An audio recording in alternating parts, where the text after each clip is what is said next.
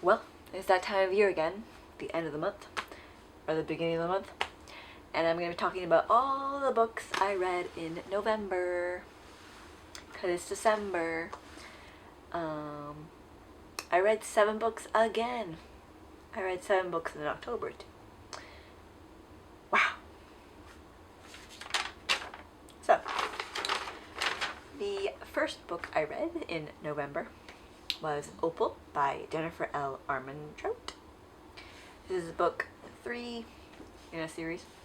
It's about a girl realizing her neighbors are aliens, and they must band together to rescue one of their own from the bad guys.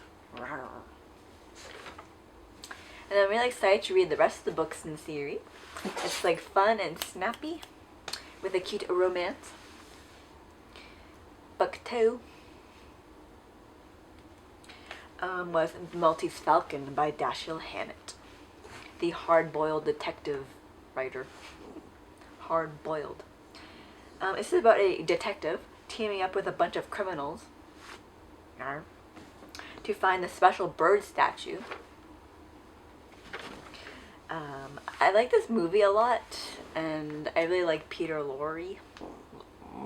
Yeah, Lorre. I always want to say Lore. Peter Lorre. And this book was very similar to the movie. And I just really love the sarcastic writing style and like the sassy characters. The humor is mine kind of humor. Book 3 is Stalking Jack the Ripper by Carrie Maniscalco. That was my dog shaking. You wanna say hi? You wanna come say hi?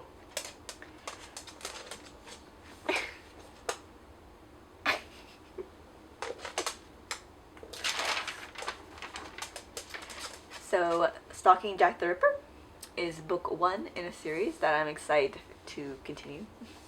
I think there's like 4 or 5 books in that series. It's about a girl who wants to be a forensic scientist, but it's like the 1800s, so it's frowned upon. But like Jack the Ripper is like at large, is set in that time period. So she puts her mind to help catch him, but will she prevail? Does she have what it takes? And it also had a cute romance in it, and it was suspenseful. And I'm excited to read the whole thing, as I said before. Book 4 was Always and Forever, Laura Jayne by Jenny Han. This is book 3 in a series, the last book in the series. It's about a girl who's trying to figure her life out, and like where to go to school, and like her romance, and friends, and growing up, and all that. I thought it was like very cutesy and fun. It's like a little cheesy, but I like that. I watched the movies too. There's 3 movies, 3 books, 3 movies. And they were also good. They were funny. I laughed a lot. I laughed so much. Book 5 is I Capture the Castle by Dodie Smith. This is about a girl who's poor. And then her family, they're not doing too well. Like the dad, for some reason, won't get a job. Well, he's a writer, so anyways. But then these like 2 rich guys come along, so like, maybe things looking up. This is told in diary entries, which is one of my favorite writing styles. Ways of writing. It's lots of fun. And I also watched the movie after I finished reading it, and it was also good. It followed the book, I'd say, pretty well. The 6th book I read was Green Angel by Alice Hoffman.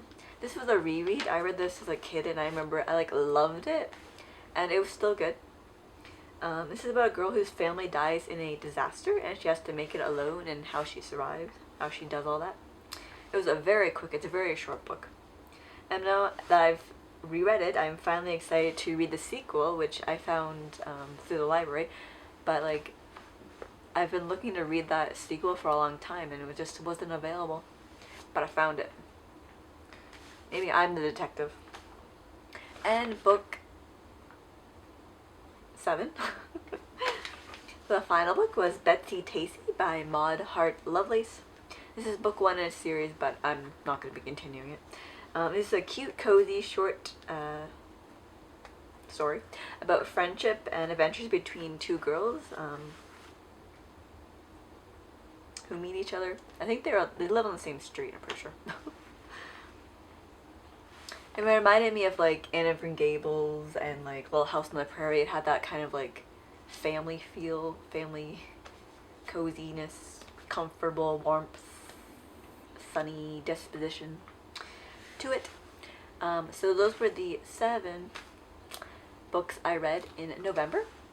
Let me know what you read and what you want to read, and I will see you soon.